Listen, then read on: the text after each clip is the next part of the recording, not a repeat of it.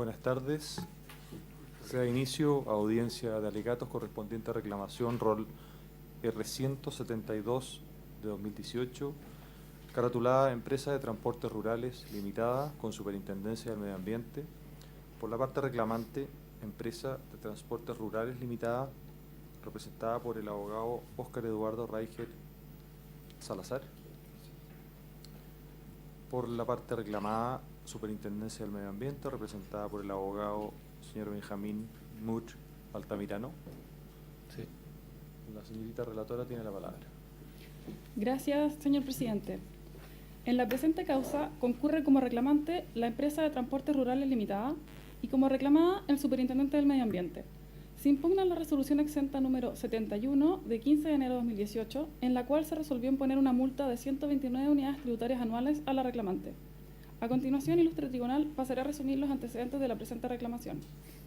La reclamante opera un recinto de estacionamiento de buses ubicado en Valparaíso que cuenta con una capacidad para aparcar 20 buses.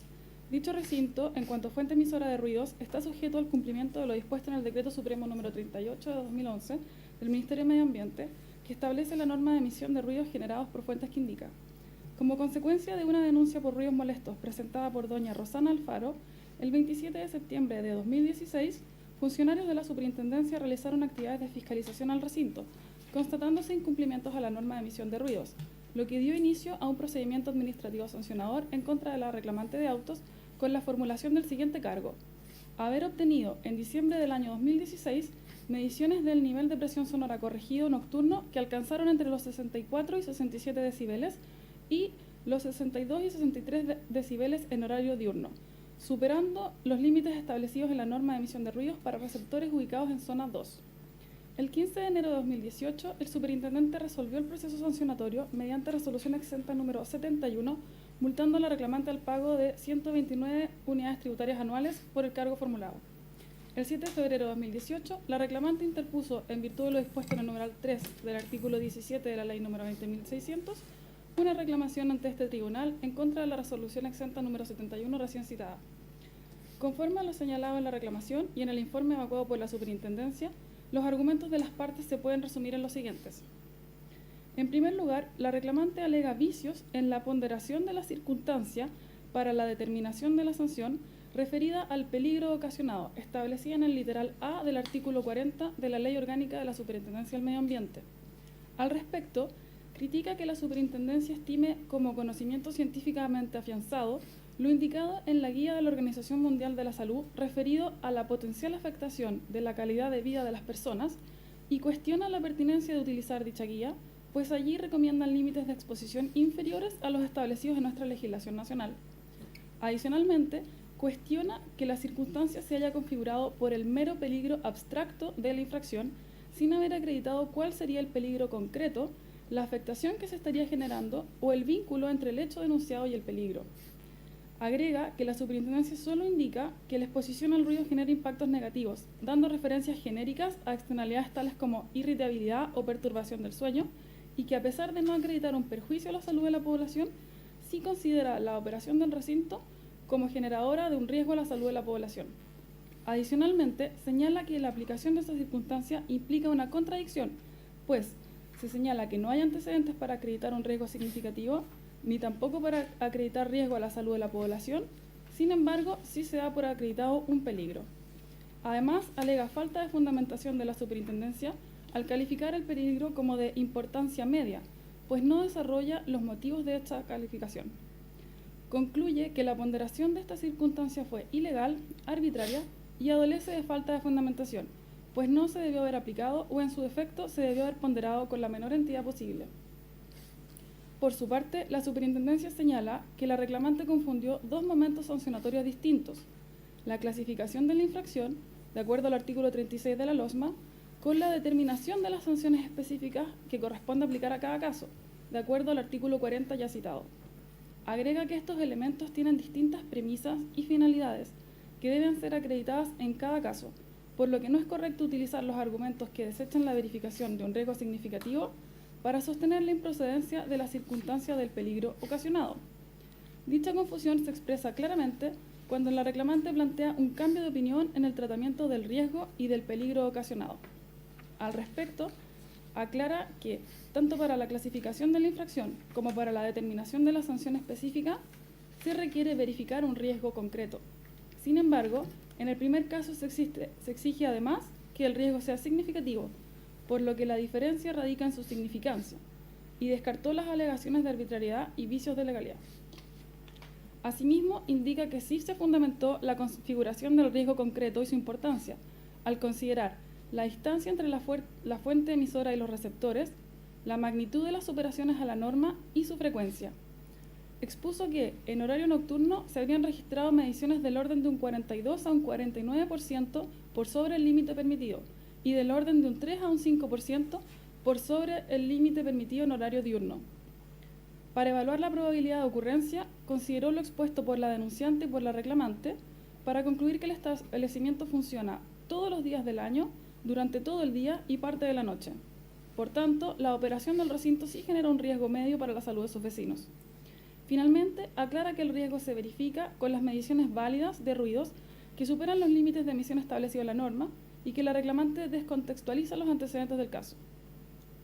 En segundo lugar, la reclamante alega vicios en la ponderación de la circunstancia del beneficio económico obtenido con motivo de la infracción, establecido en el literal C del artículo 40 de la LOSMA, en atención a que, no obstante haber propuesto un conjunto de medidas de mitigación, la superintendencia le habría reprochado no haberlas ejecutado ni haber informado respecto de su implementación y costos. Además, a partir de la medida propuesta, la construcción de un techo con material absorbente, para estimar el costo de la medida, la superintendencia habría utilizado una cotización de una empresa especializada en control de ruidos contenida en otro procedimiento sancionatorio, seguido en contra de una hostería, en donde se realizaban fiestas al aire libre, para estimar como base del beneficio económico que la ejecución de la medida costaría 99 UTA. Al respecto, la reclamante señala que dicho razonamiento habría sido injustificado y arbitrario, dado que la naturaleza de los ruidos de ambos procedimientos, estacionamiento y hostería, serían muy distintos, lo que incidiría en las distintas medidas de mitigación que correspondería aplicar en cada caso. Adicionalmente, alega diversas incongruencias, pues la superintendencia lo habría estimado a partir del costo de un muro, medida distinta a la de la resolución impugnada, consistente en la construcción de un techo que cubriera todo el estacionamiento con material absorbente. También habría incongruencias en los costos, pues habría una diferencia de más de 25 millones de pesos entre ambas. Según la superintendencia, el beneficio económico alcanzaría 86,4 UTA, que corresponderían casi al valor de la implementación de la medida. Sin embargo, la reclamante aclara que la medida le fue exigida por la superintendencia en el proceso de aceptación del plan de cumplimiento y que la habría vuelto a ofrecer tras el rechazo del plan. Sin perjuicio, considera que la medida más eficiente sería que el estacionamiento dejara de funcionar en horario nocturno, medida que ya se habría efectuado y que no implicaría costo alguno de construcción. Así, desde octubre del año 2017, el recinto habría dejado de operar entre las 11 de la noche y las 7 de la mañana, y desde la presentación de su reclamación ante este tribunal se comprometió a extender ese horario desde las 21 horas hasta las 7 horas, por lo que ya no existe incumplimiento de la norma en horario nocturno, y en horario diurno solo se superarían 2 decibeles, lo cual estaría evaluando cómo cumplir. Por su parte, la superintendencia señala que, al ser el elemento disuasivo de la sanción una de sus finalidades esenciales, las bases metodológicas para su determinación consideran que ésta debe, al menos, eliminar todo el beneficio económico obtenido por el infractor con ocasión del incumplimiento, por lo que este sería determinante en el monto inicial de la sanción. Así, la multa nunca podrá ser menor al beneficio económico de haber incurrido en la infracción. Justamente con dicha finalidad, le requirió información a la reclamante para verificar si habrían adoptado medidas correctivas, su eficacia, la oportunidad de su implementación y los costos asociados a ella. Si la respuesta es útil, eficiente y fidedigna, se considera para establecer el beneficio económico. En caso contrario, la superintendencia puede determinarlo en base a los antecedentes disponibles en el procedimiento o en otros hechos conocidos. Sin embargo, tras haberle otorgado una ampliación de plazo para informar, respecto de la construcción de un muro acústico, la reclamante indicó no haberlo implementado ni contar con un presupuesto final para ello. Y respecto de la restricción del horario nocturno de funcionamiento y traslado de buses hacia otras instalaciones, la reclamante indicó no haberlo implementado ni haber incurrido en gastos. Así, en las últimas etapas del proceso, la reclamante aún no había iniciado las gestiones necesarias para implementar las medidas correctivas informadas que le permitieran determinar este beneficio económico. Por tanto, tuvo que estimar el beneficio económico a partir de otros antecedentes disponibles, utilizando como referencia el costo asociado al encierro acústico de las instalaciones de una hostería, objeto de un procedimiento sancionatorio por infracción a la misma norma de emisión de ruidos. Luego, respecto de las diferencias entre ambos procesos invocadas por la reclamante, la superintendencia sostiene que la norma de emisión no distingue según la naturaleza de los ruidos, por lo que ello no incide en la determinación de la eficacia de la medida. El ruido de fondo se midió para corregir los resultados definitivos, por lo que no incide en los resultados de las mediciones. Las barreras acústicas solo son idóneas si abarcan todo el espacio desde donde provienen los ruidos, evitando puntos de fuga.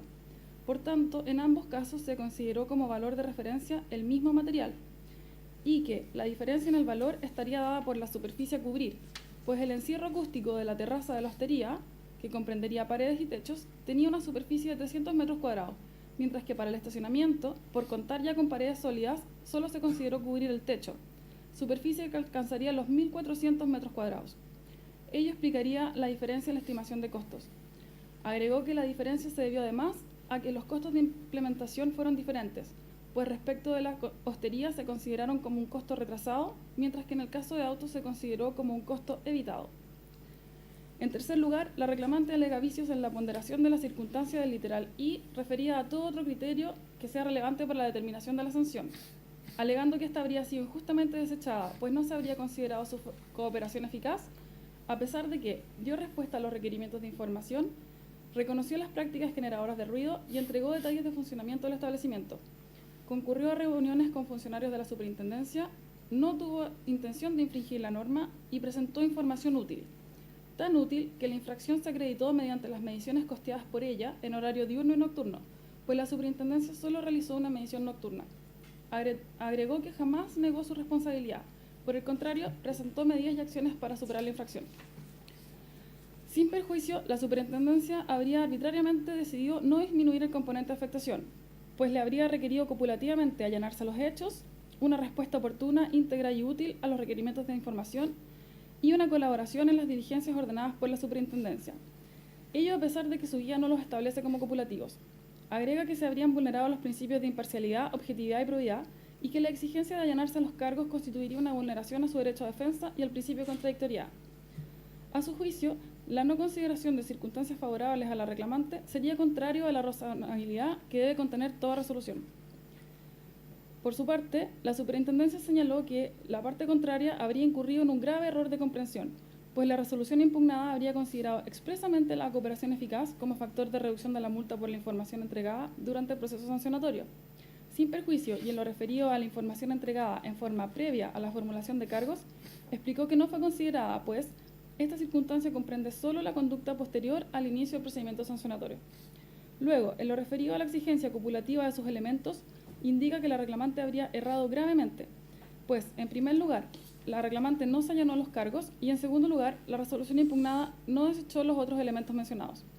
Por el contrario, sí consideró la respuesta al requerimiento de información para configurar la cooperación eficaz. En cuarto lugar, respecto de las eventuales ilegalidades en la determinación de la sanción y su cuantía, la reclamante indica que todas sus alegaciones previas redundarían en una falta de motivación de la sanción aplicada. Asimismo, señala que no se justificó por qué se habría optado por una multa en lugar de una amonestación, ni cómo se habría obtenido su valor. Concluye alegando falta de razonabilidad y racionalidad por no haber aplicado los criterios establecidos en la guía de la superintendencia, vulnerando los principios de imparcialidad, probidad, contradictoriedad y exhaustividad. Por su parte, la superintendencia indica que sí aplicó lo dispuesto en su guía y que la reclamante pretende imponerle un estándar de fundamentación que escapa a lo establecido en la normativa vigente. Al respecto, indica que la exigencia de una debida fundamentación tiene por objetivo impedir la dictación de decisiones arbitrarias, pero no le impone generar un modelo tarifario de determinación de sanciones que elimine completamente su discrecionalidad y desnaturalice la finalidad disuasiva de la sanción. Así, la resolución sancionatoria debe exponer las razones de hecho y derecho que justifiquen la procedencia de las circunstancias consideradas, pero distinguiendo entre aquellas cualitativas y cuantitativas, debiendo expresarse numéricamente solo estas últimas, entre las que se encuentra la del beneficio económico ya mencionada. Respecto del cuestionamiento al establecimiento de una multa en lugar de una amonestación por escrito, indica que se encontraba legalmente habilitada para imponerla y que su adopción se debió a la ponderación de las circunstancias del artículo 40 ya citado. Por último, y con esto finalizo, ilustre tribunal, en cuanto al petitorio, la reclamante solicita al tribunal acoger su reclamación en todas sus partes, declarando que se aplique o se ordene aplicar la sanción de amonestación por escrito conforme a la ponderación ajustada a derecho que realiza este tribunal de las circunstancias del artículo 40 de la LOSMA. En subsidio, que se rebaje o se ordene rebajar en todo o parte la multa impuesta en la resolución impugnada o cualquier otra medida favorable que el tribunal estime del caso decretar y que se condenen costas a la reclamada. Por su parte, la reclamada solicita rechazar en todas sus partes la reclamación deducida con expresa condenación en costas. Es todo cuanto puedo relatar, ilustre tribunal. Muchas gracias. Gracias, señorita relatora. Abogado por la parte reclamante tiene 30 minutos. Adelante. Muchas gracias. Con la venia de este ilustre tribunal, alega el abogado Óscar Eduardo Reicher Salazar, individualizado y en representación de la parte reclamante, como consta en estos autos. Según ya se expresó en la relación que me precedió, existe una imputación respecto a la infracción de la norma de ruido, Decreto Supremo 38, en virtud de un recinto de estacionamiento de buses que tenía la parte reclamante y que respecto del cual se estaban generando ciertos ruidos que afectaban a personas que viven frente a este recinto. Respecto del funcionamiento del recinto, es importante señalar que este se encuentra ubicado en calle Morris 157, está entre la avenida Brasil y avenida Yungay.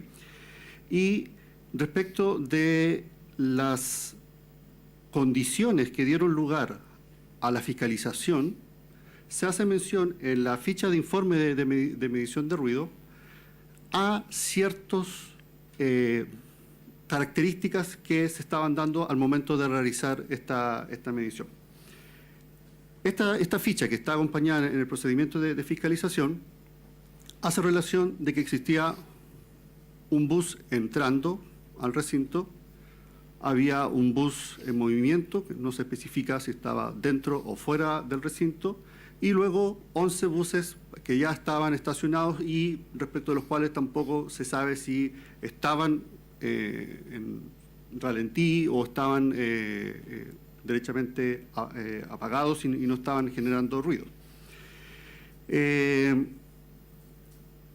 importante señalar esto porque estamos en presencia de una zona en la que es altamente ruidosa.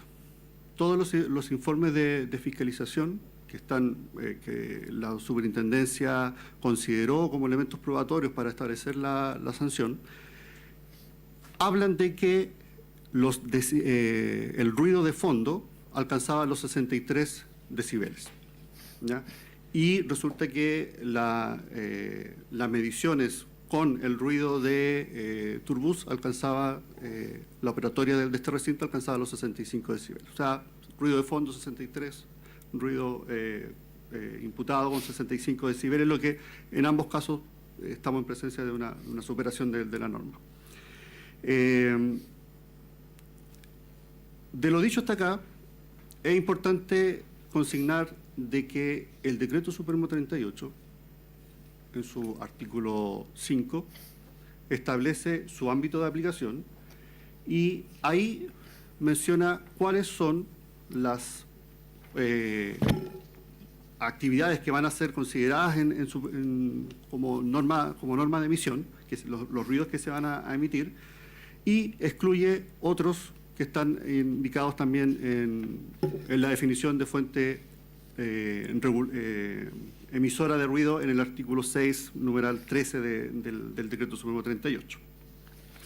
Así entonces, viendo que existen dos informes, tanto el informe de fiscalización que realizó la Superintendencia de Medio Ambiente como el informe de ruidos que entregó la parte que represento, a partir de un requerimiento de información que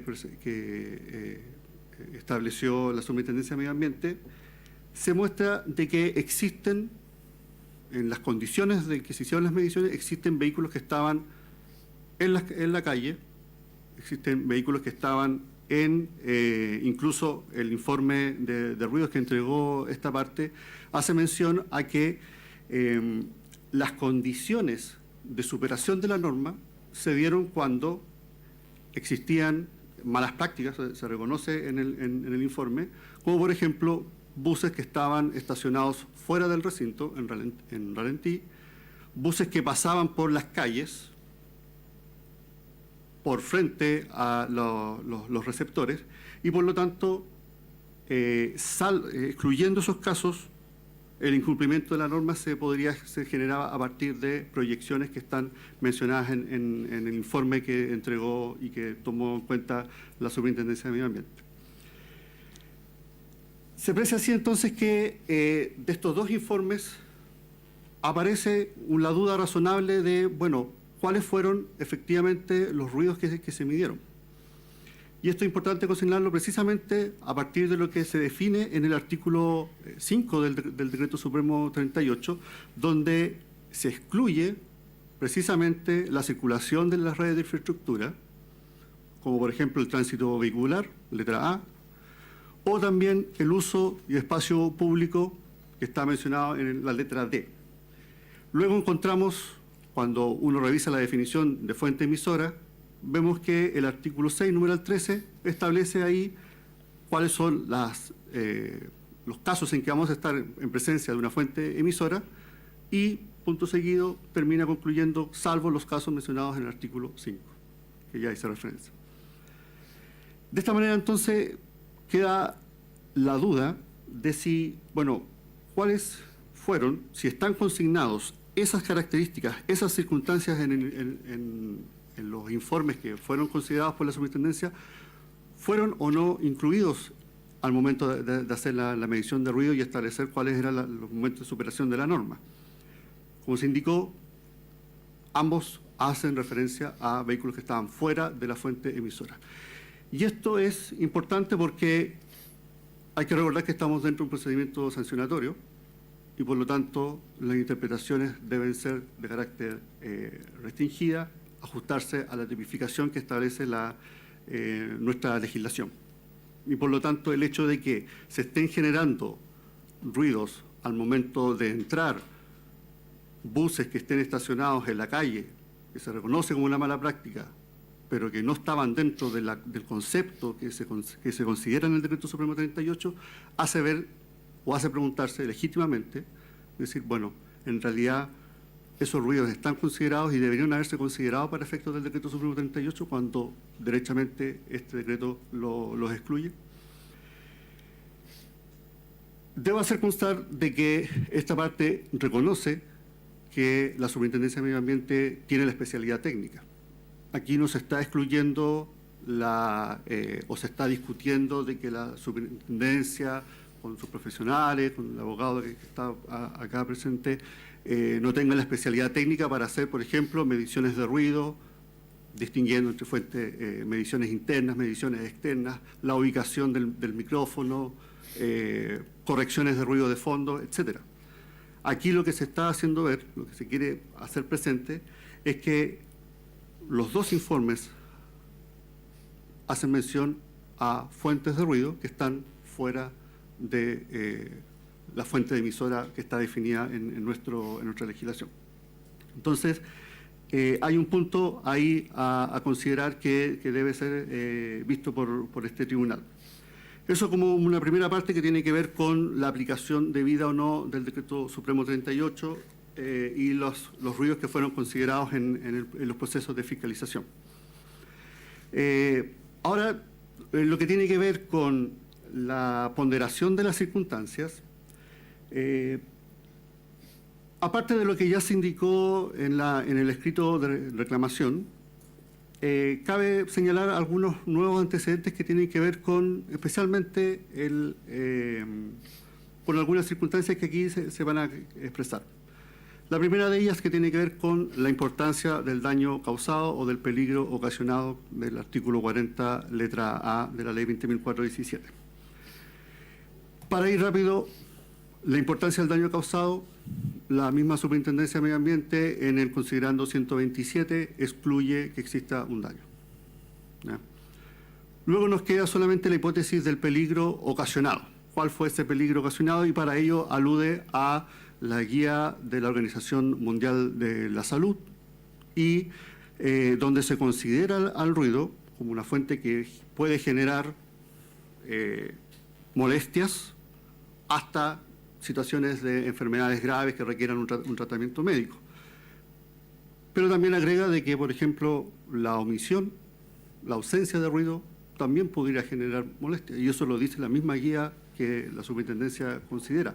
Luego, entonces, no puede considerarse, no es cuestionar el carácter técnico, el soporte científico que puede tener una guía de la Organización Mundial de la Salud, sino es considerar esas descripciones de qué tipo de enfermedades podrían generarse por el ruido, con un estudio amplio que no tiene las características de poder aplicarse a situaciones específicas dentro de un procedimiento sancionatorio. ¿Ya? Luego, dicho eso, haciendo referencia a la Organización Mundial de la Salud, termina concluyendo la superintendencia que aquí habría un riesgo medio a la salud. ¿Ya? Pese a que sostiene que no hay antecedentes durante el procedimiento sancionatorio que den cuenta de que existe efectivamente un problema de afectación a la salud. Para ello después recurre a la denuncia, que fue referida por la relación. Sin embargo, esa denuncia no consta en el expediente de fiscalización, esta parte no tuvo conocimiento de ello, y más allá de si tuvo o no alguna relevancia, porque en realidad el procedimiento se inicia por la fiscalización que realizó la Superintendencia de Medio Ambiente a propósito de la denuncia, en esta denuncia se habla de que la persona afectada estaría teniendo problemas de sueño, también sus vecinos. Sin embargo, eso es solamente una referencia que está en el expediente que hace la misma superintendencia y por lo tanto no podemos nosotros referirnos si es que efectivamente, cuáles fueron los antecedentes que se aportaron para poder decir que efectivamente existen estos problemas de ruido de fondo. Y se insiste en la idea de que en realidad hay que tener presente de que aquí el ruido de fondo son 63 decibeles, muy por sobre lo que establece la norma. Por lo tanto, en el escenario de incumplimiento que se reprocha, alcanzaba aquí los 65 decibeles por parte de Turbus. Entonces, este riesgo medio, en realidad, que se le imputa a mi representada, hoy día nosotros podemos decir que se entregó ya ese recinto, Turbus ya no está operando ahí en calle Morris, no está estacionando buses. Sin embargo, la afectación de la salud de esas personas, de las personas denunciantes, se mantiene. Porque hay un ruido de fondo, que ambos informes hablan de un nivel importante. Por lo tanto, si es que hubiera un riesgo medio a la afectación de la salud, no responde derechamente a lo que al funcionamiento de Turbus aquí en este recinto. Se mantiene, estamos ahí en un contexto de situación de alto ruido.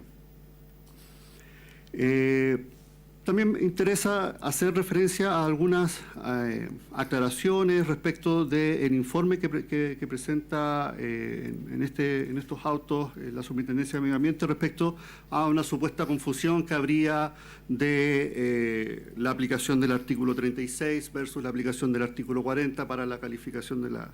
Esta parte tiene claro la diferencia entre lo que es la calificación de la infracción versus atenuar o agravar una sanción y el artículo 36 y el artículo 40 que aplican para esos dos casos.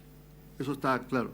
Lo que se intenta construir en el escrito de reclamación es que, en realidad, al momento de poder hacer esa calificación, son insumos que sirven para poder concluir finalmente qué tan efectivo es ese riesgo ocasionado.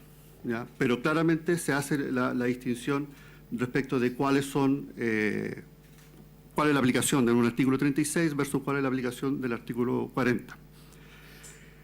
Otra cosa importante a considerar a partir de lo que presenta la Superintendencia de Medio Ambiente tiene que ver con que en el considerando 137 sostiene que esta de la resolución impugnada, esta circunstancia, la del artículo 40 letra A, será considerada como de importancia media en la determinación de la sanción específica.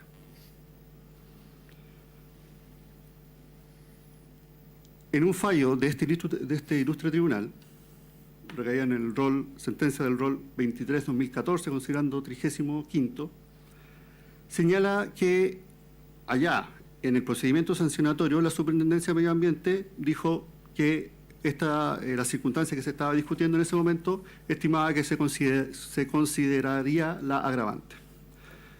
Sin embargo, este ilustre tribunal responde diciendo que no se determina ahí cuál es el efecto agravatorio. Dice la Superintendencia que se va a considerar como agravante, pero el tribunal precisa y requiere diciendo, bueno, cómo se determina el efecto agravatorio cuando hace alusión a esta agravante. Es exactamente lo mismo que ocurre en este caso, en este procedimiento. No solo indica que se considerará como agravante, sino que la Superintendencia refiere a que se refiere a una cuestión de importancia media. La pregunta que corresponde entonces decir es, bueno, ¿cuál es el efecto agravatorio? Si dice que es de importancia media, ¿qué pasa si ahora nos preguntamos si hubiese dicho importancia alta o importancia baja o importancia mínima? ¿Cuál es la escala y cuál es finalmente el efecto agravatorio de eso? Eso no queda claro y por lo tanto sirve de fundamento a esta parte. Debo hacer presente de todas formas que esta sentencia a la que aludo fue objeto de casación, anulada, pero por la Corte Suprema, pero este mismo tribunal, la Corte Suprema, dice, a partir de este considerando, que debe establecerse igual la posibilidad de afectación. No debo acreditar de que existe efectivamente un daño a la salud, un riesgo a la salud, pero debe establecerse la posibilidad de afectación. Y por lo tanto se mantiene la pregunta. Si la Superintendencia dice que es de importancia media, bueno, entonces, ¿cómo entonces yo sé de que estamos aquí, de que se está estableciendo la posibilidad de afectación, que es lo que requiere la Corte Suprema? No queda claro finalmente el efecto agravatorio de esta locución que hace la Superintendencia de Medio Ambiente. Otro asunto relevante dice que emana a partir de lo que señala la Superintendencia de Medio Ambiente en su informe, es de que esta parte lo que busca es la tarificación de una sanción. Y se sustenta en fallos, que esta parte también reconoce, pero no hay nada más alejado de que nosotros estemos buscando una tarificación de la sanción. Si aquí la única parte que se habla en fórmulas matemáticas, de porcentaje de afectación, de porcentaje de cómo se va a determinar la sanción, es a partir de una guía de la misma Superintendencia de Medio Ambiente que dice que va a aplicar para la metodología de determinación de las sanciones. Nosotros no estamos buscando una tarificación. Lo que estamos diciendo es que, bueno, si se está estableciendo un procedimiento, una metodología para poder determinar las sanciones, bueno, entonces, ¿por qué no se está utilizando? No nos interesa una tarificación, nos interesa que los mismos criterios con los cuales se inicia este procedimiento, porque hoy esta guía está derogada, pero en su momento la resolución reclamada, así aparecen los vistos también, consideró la resolución 1002, que es la que está hoy derogada, pero que en su momento tenía aprobada esta guía metodológica. En cuanto a la circunstancia del beneficio reportado, Ya pasando a otra circunstancia, aquí haciendo alusión ya a lo que está en la relación y lo que está en el escrito de reclamación, queda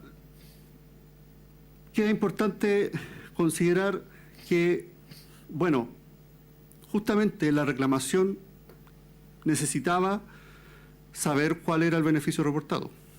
Lo que se hace recién en el informe que fue presentado ante este tribunal como forma de contestación a la reclamación. Toda esa referencia no está consignada en la resolución impugnada y, por lo tanto, ese mero hecho hace de que esta carezca de la fundamentación que corresponde como todo acto administrativo. Respecto de las circunstancias que están mencionadas en el artículo 40, letra I, cuando dice referencia la ley 20.417 respecto de todo otro criterio que a juicio de la superintendencia sea relevante para la determinación de la sanción, hay que hacer mención a la cooperación eficaz. Esta parte, dice la Superintendencia de Medio Ambiente, descarta la aplicación de la cooperación eficaz, puesto que presentó descargos. Por lo tanto, con el fin de desvirtuar los hechos descritos en la formulación de los cargos. No haber aplicado esta circunstancia genera también un agravio para esta parte, puesto que ¿qué más cooperador puede ser? ¿Qué más eficaz puede ser cuando el mismo informe de ruidos presentado por esta parte dio lugar a que se estableciera finalmente las sanciones? Si fuese por el informe de fiscalización que realizó la Superintendencia de Medio Ambiente, teníamos una infracción que fue en periodo nocturno, en cambio, y por un día. En cambio, cuando hacemos referencia al informe de ruidos que presentó esta parte, pasamos de esa una infracción, pasamos a tener ya 3, el informe de ruidos de esta parte contiene 3 días de mediciones distintos y muestra de que hay superación de los ruidos tanto en periodo diurno y en nocturno. En cambio, con el informe de fiscalización solamente existe en el periodo nocturno. Por lo tanto, esta parte entregó la información para poder aclarar los hechos, para poder ver qué estaba ocurriendo en calle Morris.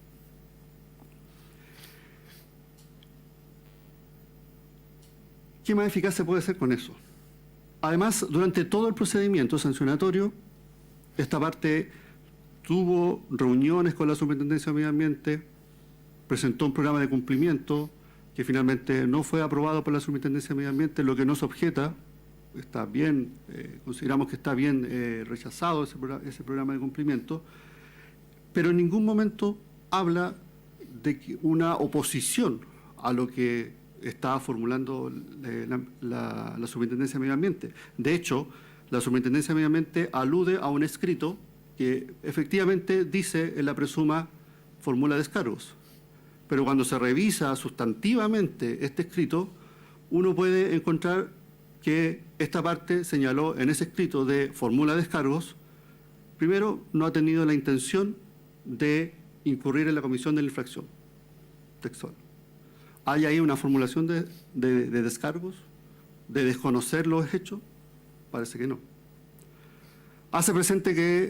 Le hace presente a la Superintendencia de Medio Ambiente de que presentó un programa de cumplimiento, de que intentó establecer ciertas medidas que finalmente no se establecieron porque Turbus tenía la intención de dejar finalmente este espacio. Hay que considerar el tema de los descargos, puesto que este tribunal ha tenido ocasión de hacer referencia y de estudiar lo que es un descargo versus lo que es una alegación. Ocurrió en la sentencia recaída en rol R20-2014, donde indica que los descargos, este tribunal dice que los descargos responden de forma directa a cargos realizados por la autoridad, considerando 17º. en tanto que las alegaciones abarcan un ámbito amplio de presentaciones que se pueden realizar. Hay una relación de género-especie entre alegaciones y descargos. La distinción es relevante, puesto que si se analiza el escrito de la Superintendencia de Medio Ambiente, se sostiene que se hizo descargos en realidad, pero sustantivamente, si se analiza el escrito de este formula descargos, no hay esa intención de desvirtuar sustantivamente cuáles fueron los cargos que imputa la autoridad. Le quedan 5 minutos, abogado. Sí, voy a... dicho eso, entonces, pasamos a hacer referencia a las últimas circunstancias que tienen que ver con cuáles fueron otras circunstancias a partir de la letra I de este escrito, del artículo 40 de la Ley 20.417.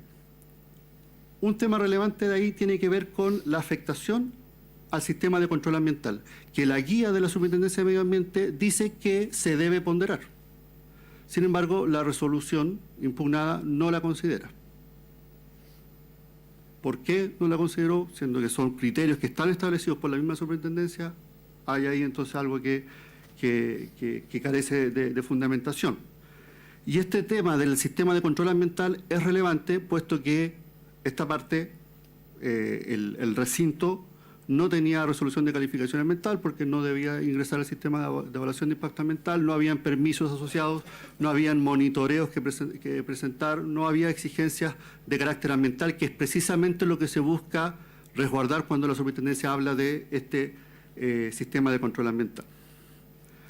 De ahí entonces que esta parte solicita a este ilustre tribunal entonces que, en virtud de las facultades que están consignadas en el artículo 30, inciso primero de la Ley 20.600, acoja esta reclamación, debiendo declarar entonces lo que ya fue referido en la relación que me precedió.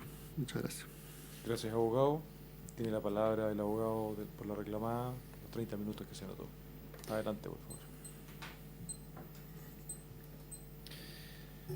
Con su venia, su señoría ilustre, vengo a alegar en representación de la Superintendencia del Medio Ambiente, solicitando se rechace el recurso deducido con costas por los argumentos que paso a exponer.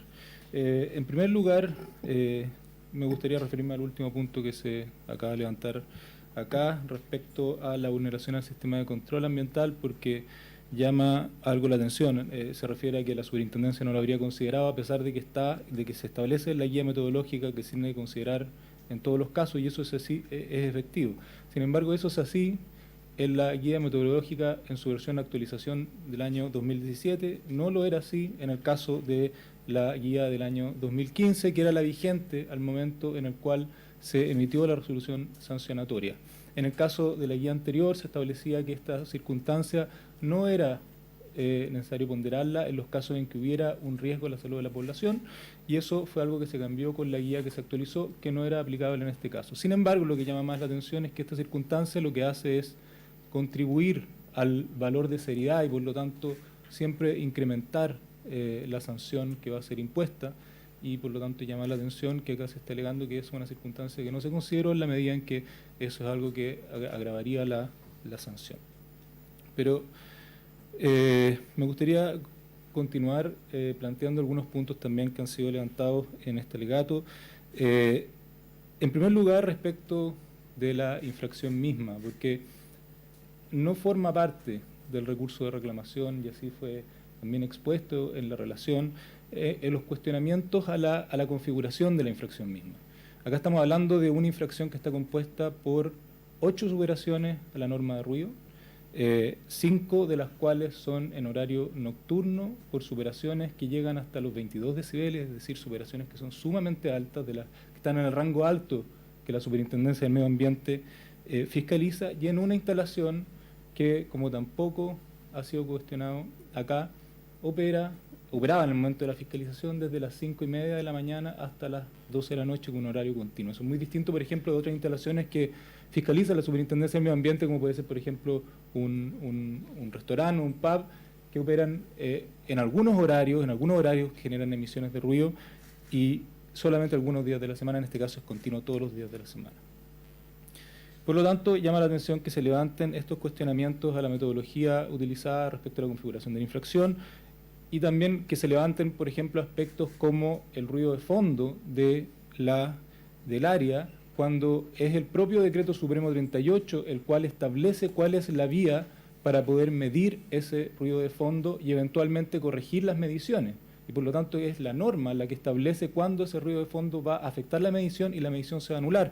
Y en el caso del informe presentado por la empresa, hay varias mediciones que efectivamente se anularon por el ruido de fondo. Las mediciones sobre las cuales se formuló cargo son aquellas que no fueron anuladas porque el ruido de fondo se entendió, de acuerdo a la norma, que no alteraba la medición. Por lo tanto, llama la atención que se levante ese aspecto. Me gustaría destacar también que hay otro punto que no es cuestionado en la reclamación y que es sumamente relevante, que es que esta infracción a la cual me he referido, con sus características, la superintendencia hizo una proyección respecto de cuántas personas habrían sido alcanzadas por las superaciones y se llegó a un número de 674 personas, también es un número sumamente elevado. ¿Qué es lo que sí se ha discutido y que me gustaría profundizar, que se ha discutido en el recurso de reclamación, porque acá se han levantado otros aspectos? En el recurso de reclamación se discute que esta infracción no habría generado, o al menos la Superintendencia del Medio Ambiente no habría logrado acreditar que se generó un riesgo concreto para la salud de la población, o al menos un riesgo de carácter medio, se dice, que sería quizá un riesgo leve. También el beneficio económico, la conducta anterior y la circunstancia de la letra I. Me gustaría partir por el primer punto, es decir, respecto de la generación de un riesgo a la salud de la población. Y sobre este punto creo que se encuentra absolutamente acreditado, se encuentra absolutamente asentado, es abrumadora la evidencia que da cuenta de las afectaciones a la salud que puede generar la contaminación acústica. No es necesario en esta audiencia ahondar en ese punto. En la resolución sancionatoria se hace referencia a una fuente que es bastante autorizada y que además no solamente la resolución sancionatoria se hace referencia a una de las guías de la Organización Mundial de la Salud del año 1999, sin embargo la misma Organización Mundial de la Salud ha hecho distintos estudios sobre esta materia y es absolutamente claro que la contaminación acústica genera efectos nocivos para la salud de las personas. Se habla de sordera inducida, generación de tinnitus, afectación del sueño, problemas cardiovasculares, problemas de la salud mental, depresiones, afectación a la capacidad cognitiva y laboral, entre otras afectaciones a la salud. El mismo Decreto Supremo 38 también cita a la Organización Mundial de la Salud específicamente respecto de la contaminación acústica nocturna, como en este caso, donde hay 5 superaciones que son en el caso de la noche y por lo tanto que afectan más aún la salud de las personas. Hay un estudio más actual del año 2011 de la Organización Mundial de la Salud que pondera el número de de años de vida saludable que se pierden a propósito de la contaminación acústica y se habla de que solamente en Europa del Este son 1 millón de años de vida saludable, etc. Es decir, no hay duda respecto de que la contaminación acústica genera afectación a la salud. ¿Cuál es el límite permitido, el límite en el cual estas afectaciones a la salud se empiezan a generar? En el caso de Chile, ese límite está establecido por el Decreto Supremo número 38, que es el que establece cuáles son los rangos que se deben cumplir para no generar un riesgo a la salud de la población. Así lo ha zanjado por lo demás este propio ilustre tribunal al, por ejemplo, autorizar medidas precautorias solicitadas por la Superintendencia del Medio Ambiente por el incumplimiento de la norma de ríos, en el cual se ha dado cuenta de que esa superación genera riesgos para la salud de la población. Me refiero al caso del autódromo de Codewa en contra de Inversiones Estancilla, en el cual se autorizaron clausura de dicho autódromo. En el caso del tercer tribunal ambiental también ha autorizado medidas precautorias por incumplimiento de norma de ruido. Me gustaría citar con su venia, señoría, una parte de la sentencia que establece del tercer tribunal ambiental, rol S12 del año 2016, que señala que como los límites establecidos en dicha norma, el Decreto Supremo 38 de emisión, permiten distinguir entre riesgos ambientales permitidos y no permitidos, incumplirlos nos sitúa indefectiblemente en este último caso. Además, constatada la existencia de viviendas habitadas aledañas expuestas a la situación de manera recurrente, se comprueba que existe una altísima probabilidad de inminente daño a la salud de las personas. Por lo tanto, en este caso, sí, la superación de normas de ruido genera riesgo de la afectación de la salud de las personas. Ahora, para que exista un riesgo concreto, tienen que haber receptores, que son aquellos que son afectados por estas emisiones de ruido. Y acá existen antecedentes para poder decir que efectivamente los hay. En primer lugar, la misma norma de ruidos tiene una característica especial en comparación, por ejemplo, con otras normas de emisión, como puede ser la norma de termoeléctrica, que el ruido se mide en el receptor. Es decir, estamos hablando de que esas 8 superaciones se midieron en el receptor y por lo tanto ya es un primer antecedente de que hay receptores respecto de esas superaciones. Pero en segundo lugar, como ya lo señalé también, la Superintendencia del Medio Ambiente hizo una proyección respecto de cuántas eran las personas que habían sido afectadas o alcanzadas por estas emisiones y llegó a la conclusión de que eran 674, lo cual es un número, como señalé, sumamente elevado. Por lo tanto, no estamos hablando de un riesgo abstracto, sino de un riesgo concreto en el cual efectivamente esas personas que fueron expuestas a las superaciones se encuentran en un riesgo de ser afectadas en su salud. Se ha señalado que la Superintendencia habría descartado, por un lado, la generación de un riesgo a la salud y por otro lado lo estaría confirmando con una especie de contradicción. Lo cierto es que eso se apoya en una falta de comprensión entre la misma forma que establece la LOSMA, la Ley Orgánica de la Superintendencia del Medio Ambiente, para determinar las sanciones, en la cual, por un lado, se establece la gravedad de la infracción, que solamente establece el techo máximo de la posible infracción, y por otro lado está el artículo 40, letra A, de acuerdo al cual se tiene que determinar la sanción específica. Respecto de la gravedad, lo que se tiene que determinar es si hay un riesgo a la salud de carácter significativo, es decir, de una dimensión bastante alta. Y en este caso, la Superintendencia estimó que no habían antecedentes para llegar a ese nivel de riesgo.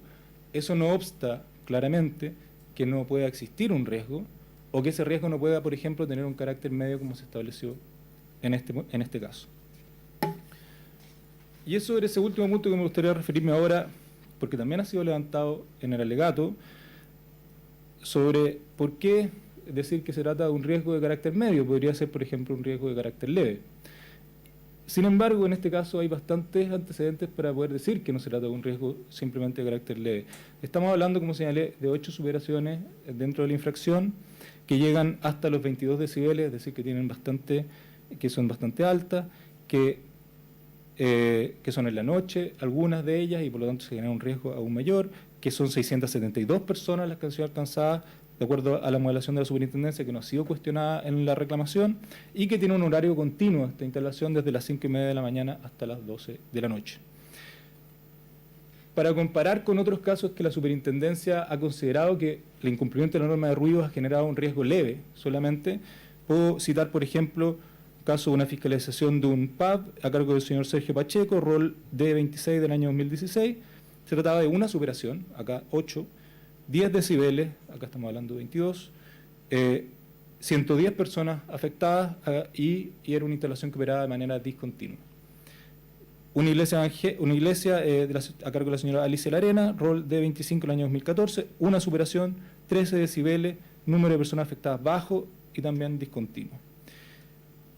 Por último, Comercial Quitrahue, de 86 del año 2016, una superación, 6 decibeles, 22 personas afectadas de carácter continuo. O sea, la diferencia entre estas infracciones que estoy citando, en el cual se determinó que había un riesgo de carácter leve, y aquella que fue imputada a la empresa reclamante, claramente es notoria. Y por lo tanto, uno puede hablar de que acá hay un riesgo a la salud que es más elevado y por lo tanto que tiene un carácter medio, como lo determinó la Superintendencia del Medio Ambiente.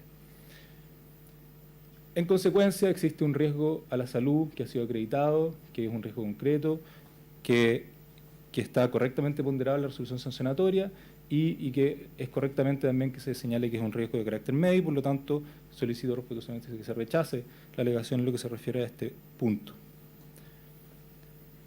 Me gustaría también referirme a los puntos que se han levantado respecto del beneficio económico. Se ha señalado que la Superintendencia del Medio Ambiente habría ponderado incorrectamente el beneficio económico, o al menos no fundamentándolo de manera adecuada. El beneficio económico, esta circunstancia es bastante relevante para la sanción porque es la que garantiza que la eventual sanción va a ser un desincentivo real, porque si es que los beneficios del incumplimiento son mayores que los perjuicio de la sanción, entonces claramente hay un incentivo para incumplir. Y para eso la Superintendencia del Medio Ambiente lo que tiene que hacer es una comparación entre, por un lado, el escenario de incumplimiento, que es el que ocurre en la realidad, con un escenario hipotético de cumplimiento. Ese es escenario de cumplimiento que se tiene que construir y se tiene que determinar cuál es el valor económico que hubiera costado a la empresa cumplir. Y para eso la Superintendencia lo que normalmente hace es requerir información a la propia empresa, lo cual en este caso la Superintendencia hizo. ¿Cuáles fueron las medidas sobre las cuales se consultó? Fueron medidas que fueron propuestas por la propia reclamante en el escrito de descargo, es decir, restricciones al horario de funcionamiento y un techo que aislaba el ruido. La respuesta frente al requerimiento de información de la empresa fue que esas medidas que habían sido propuestas no habían sido ejecutadas y que además no tenía ningún antecedente respecto de cuánto podía ser el costo de esas medidas. Evidentemente, frente a esa respuesta, la Superintendencia debe hacer ejercicios de cálculo en base a otros elementos de referencia para poder determinar cuál es el costo de esas acciones de mitigación que debieron haber sido implementadas. En este punto también me resulta sumamente pertinente un precedente, que es el caso del fallo del Tercer Tribunal Ambiental, Ego Lautaro, Rol 15-2015, el cual, con su venia, señoría, señala, para estos efectos la Superintendencia tiene la obligación de requerir la información necesaria financiera o de otra índole para el cálculo del beneficio económico. Y desde luego la empresa tiene el deber de entregar la información requerida en forma íntegra y oportuna. De no ser así, la Superintendencia está facultada para proceder al cálculo del beneficio económico con la información disponible, pudiendo realizar las estimaciones y proyecciones necesarias para suplir la información no aportada por la empresa, que fue exactamente lo que ocurrió en este caso. Y lo que se hizo fue tomar un caso que coincidía o que tenía elementos de coincidencia respecto del presente. ¿Por qué? Porque había unas emisiones de ruido en una terraza, en una hostería en ese caso, y por lo tanto el cálculo que se hizo en esa oportunidad fue un cierre acústico. Hay diferencias que alega la recurrente respecto de ambos casos. Señala que el ruido serían ruidos de fuentes distintas y que tendrían, por lo tanto, en un caso eran equipos de amplificación, en otro caso eran buses, que en un caso sería encierro acústico, es decir, completamente cerrado, y en este caso sería un techo, y que los valores habrían sido distintos. Se trata de diferencias que, sin embargo, no son pertinentes porque, en primer lugar, el motivo de los ruidos, la fuente de los ruidos, no es algo que es relevante para el decreto supremo 38. Lo importante es si es que se supera un cierto límite de frecuencia o no. No es relevante si es que es emitido por un aparato amplificador o emitido por un bus. En segundo lugar, lo que hizo la Superintendencia fue considerar no si es que era un cierre o si es que era un techo, sino los metros cuadrados construidos, y por lo tanto en un caso eran 300 metros cuadrados, en este caso eran 1.400. Evidentemente que eso influye en el costo final que se determinó, el cual también fue diferente y fue más alto para el caso de Turbo. Por lo tanto, sí existían semejanzas y sí era un elemento que la Superintendencia podía tomar para poder determinar ese beneficio económico.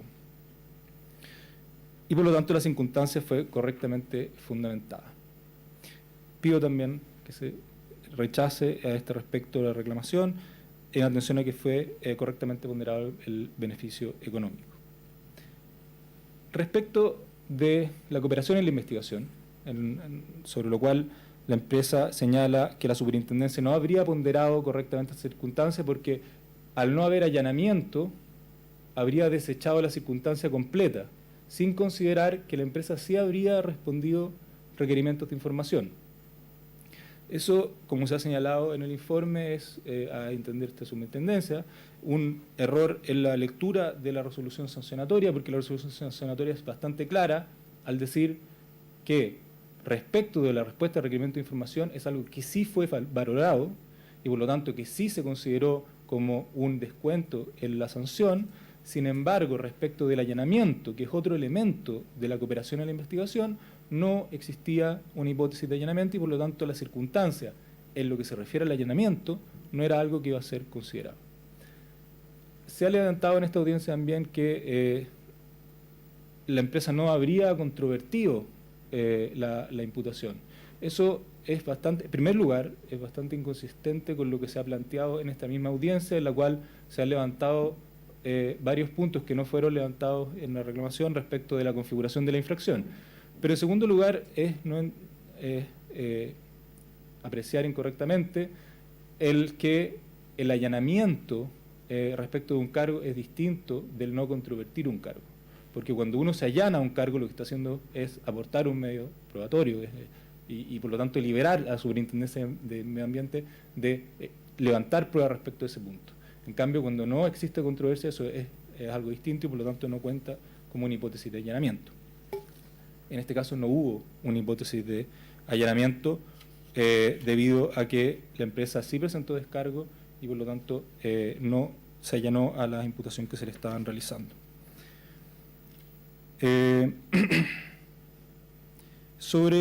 También se ha levantado un punto en la reclamación, y esto ya es el último punto que me gustaría referirme, respecto de la aplicación de la circunstancia de la letra, o sea, de la determinación específica que realizó la Superintendencia de Medio Ambiente y cómo ella debería ser fundamentado. El primer punto que se levanta en esa parte de la reclamación es que la Superintendencia de Medio Ambiente no habría aclarado cuál de las dos guías es la que fue aplicada. Sin embargo, ese punto es bastante claro en la resolución sancionatoria, ya que está en la parte de los considerandos de la resolución. La guía de determinación de base metodológica de determinación de sanciones fue aprobada y por lo tanto entró en vigencia el día 22 de enero del 2018. Sin embargo, la resolución sancionatoria es del día 15 de enero del año 2018, por lo tanto en ese momento estaba vigente la guía anterior.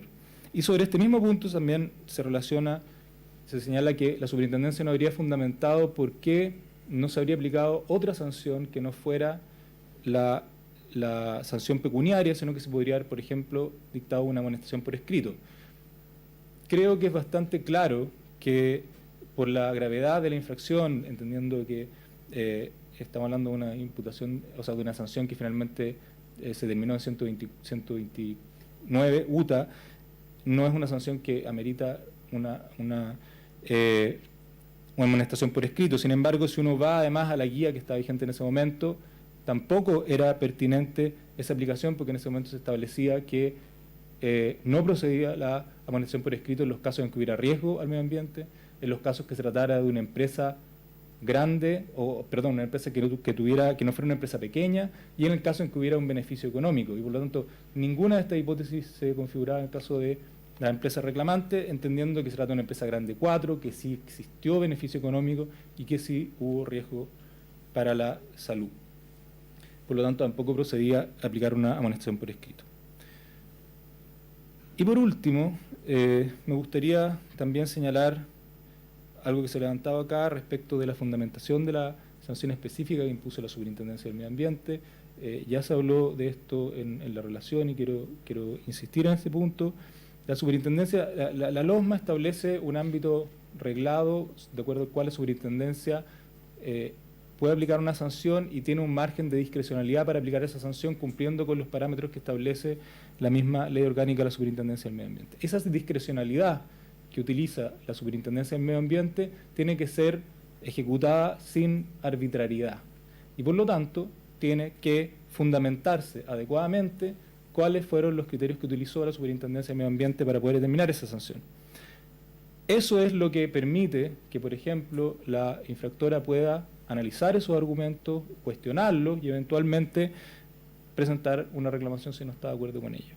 Eso no implica que respecto de cada una de las circunstancias que está en el artículo 40, la Superintendencia tenga que establecer cuál es la incidencia numérica que tiene esa circunstancia, porque de hecho, si uno establece un sistema de ese tipo, lo que está haciendo es cambiar el modelo que establece la Ley Orgánica de la Superintendencia del Medio Ambiente por un modelo de tarificación, un modelo en el cual cada una de las circunstancias está previamente establecida y por lo tanto que se puede, como ha señalado también la jurisprudencia, anticipar de manera mucho más clara para los infractores cuál es el costo que implica una determinada infracción.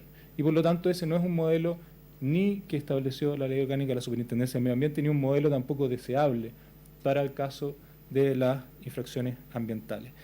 Se trata de un punto, porque acá también se ha citado jurisprudencia de la Corte Suprema, se trata de un punto sobre el cual la Corte Suprema ha tenido pronunciamiento, fue parte de la relación que se realizó en esta audiencia, la excelentísima Corte Suprema, en la causa 17.736 del año 2006, en el caso de Endesa Bocamina, revisó una resolución del ilustre Tercer Tribunal Ambiental y estableció que en ese caso la superintendencia había valorado correctamente lo que era la circunstancia de la intencionalidad, y estableció esa diferencia respecto de aquellas circunstancias que tienen un carácter que es cuantitativo, es decir, que sí requieren el determinar un número específico, como es el beneficio económico o el número de personas afectadas, con aquellas otras circunstancias que tienen un carácter que es más bien cualitativo, y sobre lo cual lo que hay que hacer es fundamentar adecuadamente cómo fue aplicada esa circunstancia.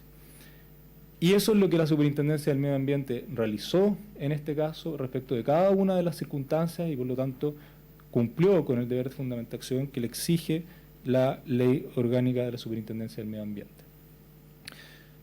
Por lo tanto, en atendido que las alegaciones que son expuestas en el recurso de reclamación presentado por la empresa de transportes rurales no son correctas y no se encuentran debidamente fundadas, solicito respetuosamente a este ilustre tribunal se rechace el recurso de reclamación que ha sido deducido y se confirme la resolución reclamada. Muchas gracias. Gracias, abogado. Bien, pasamos a algunas preguntas de los ministros. Tengo una pregunta para el abogado por la parte reclamante. La fiscalización se realizó, si mal no recuerdo, en septiembre del año 2016. Y cuando se presentó la reclamación, se indicó que se había dejado de operar el estacionamiento de buses en la jornada nocturna. Corríjame. Se ofreció como una alternativa o se estaba haciendo. No se logró concretar esa medida, por lo que entiendo. Se ingresó hoy día un escrito donde se indica que ya no se está operando el estacionamiento. Sí. Perfecto. ¿Han transcurrido eso efectivo? Sí, eso efectivo ya fue entregado, porque no era de propiedad de Turbus, ya fue entregado ya ese recinto, no está ahí. Durante estos 2 años y medio se tomó, y considerándose que la parte reclamante se allanó al menos a que había un incumplimiento, una superación de normas, ¿qué medidas se tomaron para efectos de disminuir las emisiones sonoras? Bueno, aquí, de acuerdo solamente a la información que no está ni siquiera en el procedimiento sancionatorio, sino que solamente por información privada se redujo el flujo de buses que estaban ahí estacionados. ¿Ya? Tenía una capacidad de 20 y eso después finalmente se redujo. Pero ¿A usted le consta eso? No, solamente información que tengo yo de parte de la ley. ¿Cuál es la razón por la cual, me imagino, ese contrato de arriendo o bajo el título que fuera, se termina, en vez de implementarse algún cambio que permita seguir operándolo? ¿Cuál es la razón de carácter? Bueno, ahí tienen que haber razones de carácter económica que finalmente responden a la situación. Con esto no se está tratando de... ¿A esta situación? Sí, a esta situación puntual, tratando de no hacerse responsable eventualmente, en caso de que se rechace esta reclamación, no pagan la multa, sino que es solamente un asunto ya de carácter económico que pertenece a la decisión dentro de la empresa. Se le pregunto porque usted señaló que el programa de cumplimiento, la propuesta de programa de cumplimiento que se presentó estaba bien rechazada.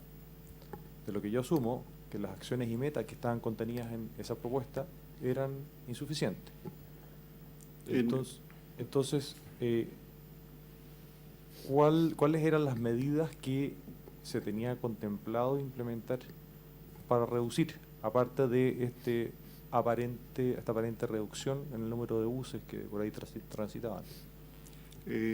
Bueno, lo que se ofreció de parte de la empresa fue, y también consta en el expediente, es la no operación del recinto durante el periodo nocturno, que era precisamente donde estaba la mayor diferencia en cuanto a la superación de la norma de ruido.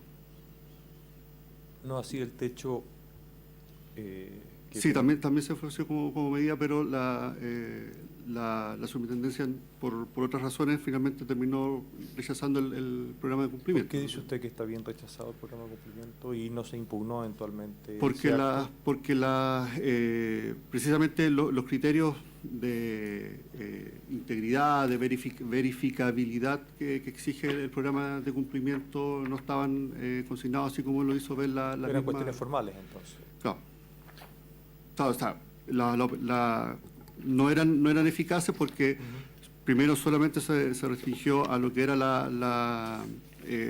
el cierre de funcionamiento nocturno, y por eso que finalmente la superintendencia también considera establecer un techo o barreras que pudieran encapsular el ruido.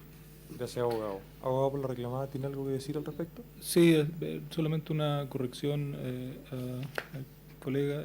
Respecto del programa de cumplimiento refundido, no se propuso el techo, sino que se propuso simplemente otras medidas. De hecho, ese fue uno de los motivos por los cuales se rechazó el programa de cumplimiento. No sé si quizás no había quedado claro, pero el techo, la aislación sonora no fue algo que se comprometió en el programa de cumplimiento, fue algo que se comprometió en la instancia de los descargos. Perfecto. La superintendencia solamente utilizó aquella información de emisiones sonoras que se generaron en septiembre aproximadamente de 2016, hizo nuevas fiscalizaciones. No, solamente, o sea, se utilizaron dos insumos. Uno, el informe de fiscalización respecto de la fiscalización del día 5 de enero del año 2016, perdón, 2016, sí. Y también se tomó un informe realizado por la empresa que consideró varias mediciones también. Y eso también forma parte de la formulación de cargo. Perfecto. Muchas gracias.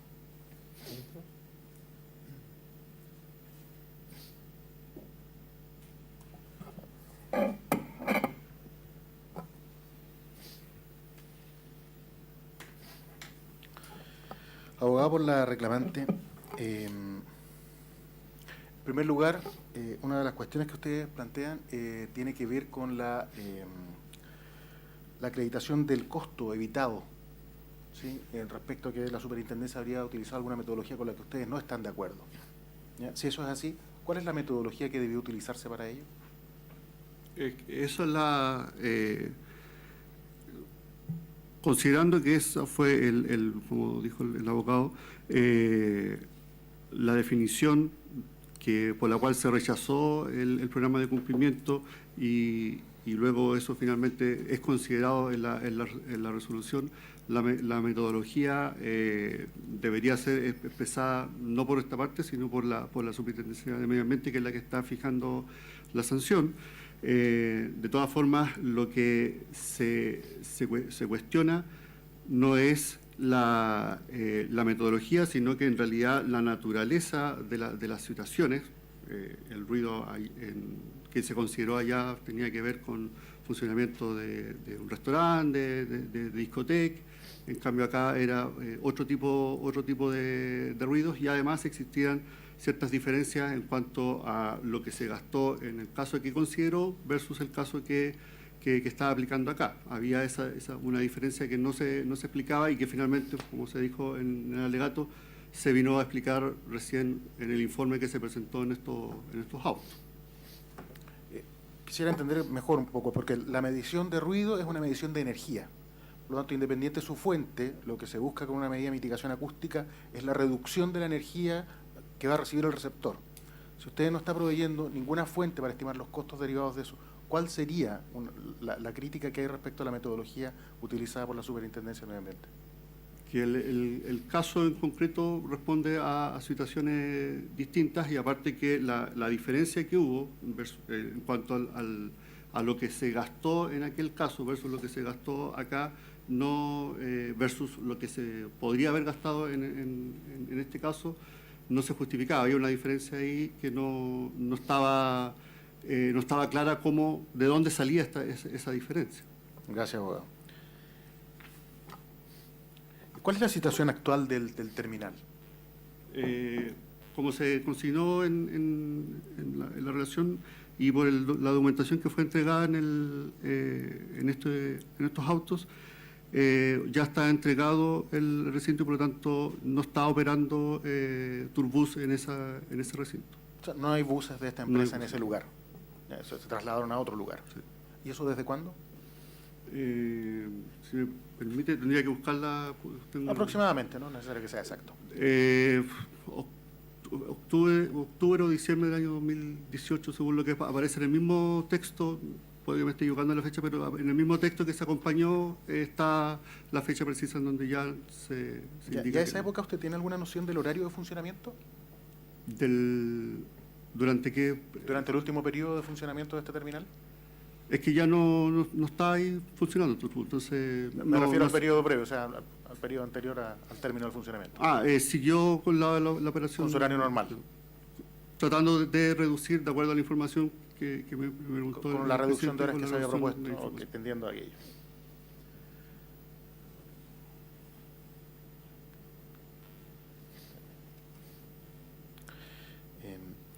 Por último, usted señala, abogado, que se entregó un informe a la Superintendencia del Medio Ambiente, que es la información que le permitió acreditar a la Superintendencia la infracción incluso diurna, ya que esta información no la poseía la Superintendencia del Medio Ambiente. ¿Es correcto eso? Así es. Quisiera comprender que si usted está entregando como parte esta información, no entiendo por qué señala de que hay un ruido de fondo y ese ruido de fondo explicaría la mayor parte del problema. No, lo que se quiere señalar acá es que primero se hace referencia a que estamos en presencia de una zona ruidosa porque ya el ruido de fondo marcaba 63 decibeles. ¿Ya? No se está diciendo que la medición propiamente tal esté mal hecha, sino que hay algo concreto, objetivo, que el ruido de fondo marcaba 63 decibeles. Hecho las correcciones que están mencionadas en el decreto supremo 38, marcaba que finalmente el aporte que hacía Turbus llegaba hasta los 65 decibeles. Solamente hacer referencia a que estamos en una zona que tiene un ruido de fondo y que ahora ya, sacando la fuente Turbus, hay un ruido ahí que es importante y que finalmente termina también generando afectaciones a la salud porque está superando la norma. No comprendo entonces, ¿el informe que ustedes presentan acredita o no acredita que ustedes no estaban cumpliendo con esa norma? No, sí. Dice que hay no conformidades en cuanto a la emisión del ruido. Eso está ahí expresado. Muchas gracias, abogado. Abogado, por la reclamada. Quisiera preguntarle, ¿han recibido más denuncias con posterioridad a la denuncia que se ha señalado que es la que estaría originando todo este procedimiento? No, entiendo que no han sido agregados más denuncias al procedimiento y que no hay más denuncias posteriores, por lo menos que estén incorporadas al expediente. No. O sea, ¿podrían haber más denuncias que no estén incorporadas al expediente? ¿Podrían haber denuncias que fueran posteriores a la reclamación? Sí, es posible. Sí.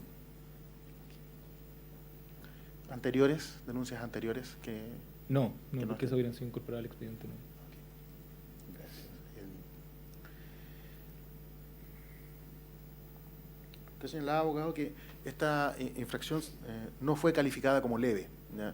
Y dio una serie de razonamientos para explicar por qué estaba la discusión entre leve y medio. ¿Por qué esta infracción no es grave? Para que fuera calificada como grave tendría que haber concurrido alguno de los requisitos del artículo 36 y en particular en este caso podría haber concurrido un riesgo a la salud de la población de carácter significativo. La superintendencia entendió que de acuerdo a los antecedentes que se habían acompañado no se cumplía ese umbral y por lo tanto que no se podía estar hablando.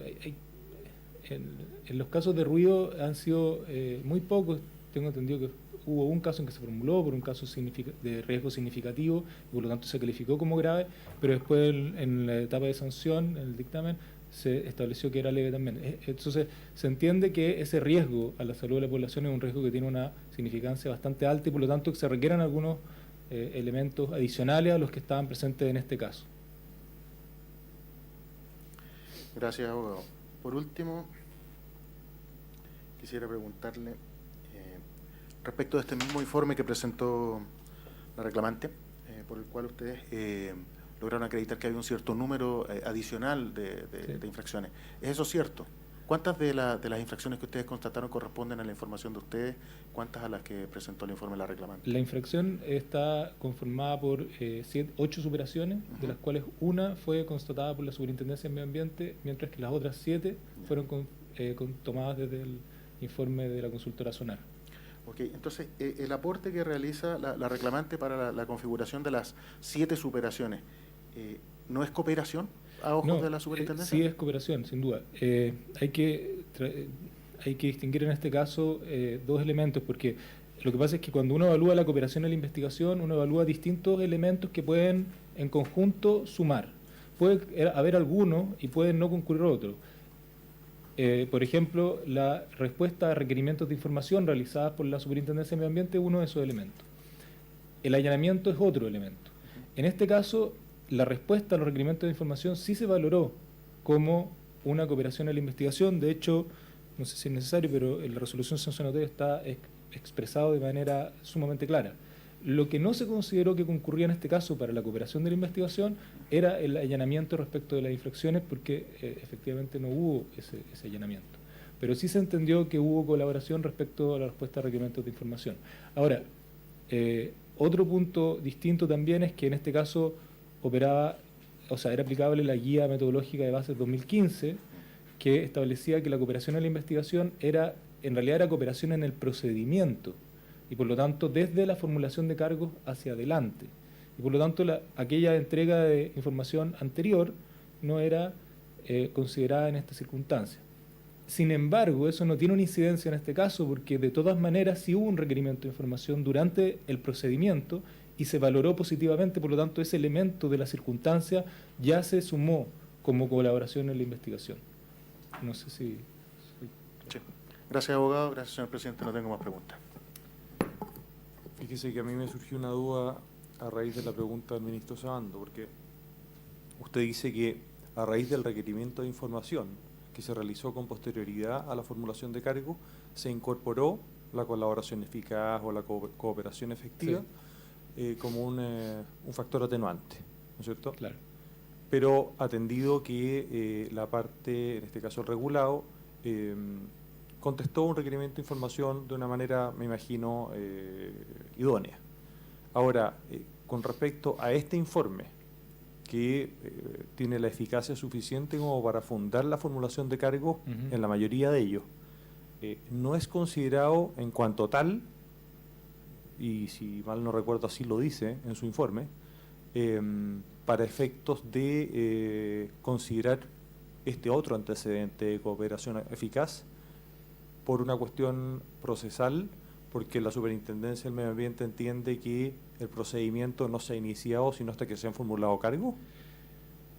Es decir, el procedimiento efectivamente no se inicia hasta la formulación de cargo. Lo que pasa es que la guía anterior... ¿No se instruye? No se inicia la etapa de instrucción del procedimiento sancionatorio. Y por lo tanto, la guía anterior establecía que esa circunstancia iba a ser respecto del procedimiento, en este caso del procedimiento post formulación de cargo.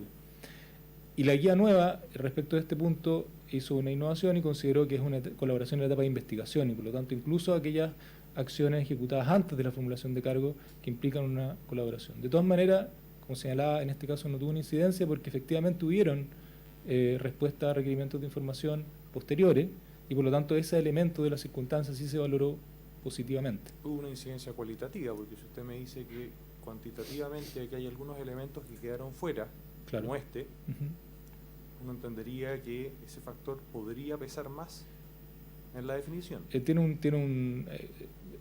No, porque en el caso en que No es lo mismo, durante si es que se cumple todo el 100% de los requerimientos de información durante el procedimiento, entonces se llega al máximo de esa contribución. la pregunta es, ¿no es lo mismo cooperar eficazmente una que 2 veces? ¿Usted dice que el efecto es el mismo? Sí, el efecto es respecto de colaborar 100% respecto de los requerimientos de información en el procedimiento. Por lo tanto, si es que se hicieron 2 o se hizo 1, se cumple con ese 100% de responder satisfactoriamente los requerimientos. Entonces ese elemento estaría tarificado, Porque si es 1 o 10, tendría el mismo valor. Claro, o sea, en el sentido de que la Superintendencia del Medio Ambiente puede optar por este elemento, considerarlo completamente o no, dependiendo de si es que se respondió todos los requerimientos de información o no, y así es como lo hace. Gracias, abogado. Una sola duda nada más. Una sola duda. El reclamante señaló que en octubre de 2017 no operó este estacionamiento entre las 11 de la noche y las 7 de la mañana del día siguiente, y los mayores cuestionamientos son por el horario nocturno, ¿no? La pregunta es, ¿por qué la superintendencia no entendió que eso era una circunstancia para tener en cuenta al momento de aplicar la sanción?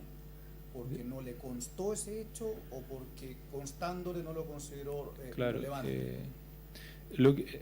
una de las circunstancias que pueden ser valoradas de a propósito del artículo 40 es la implementación de medidas correctivas. En este caso, en los descargos, la empresa ofreció medidas correctivas y la superintendencia hizo un requerimiento de información posterior solicitando que se dieran pruebas o antecedentes que dieran cuenta de la implementación de esas medidas correctivas. Y no se presentó, no se acompañó nada. Por lo tanto, O sea, porque a la superintendencia no le constó Claro, realmente que se haya hecho. sí. Muy bien, gracias. Gracias. Salvo que hay alguna rectificación meramente de hecho, los abogados, habiéndose cumplido el objetivo de la audiencia, se da por terminada. Gracias.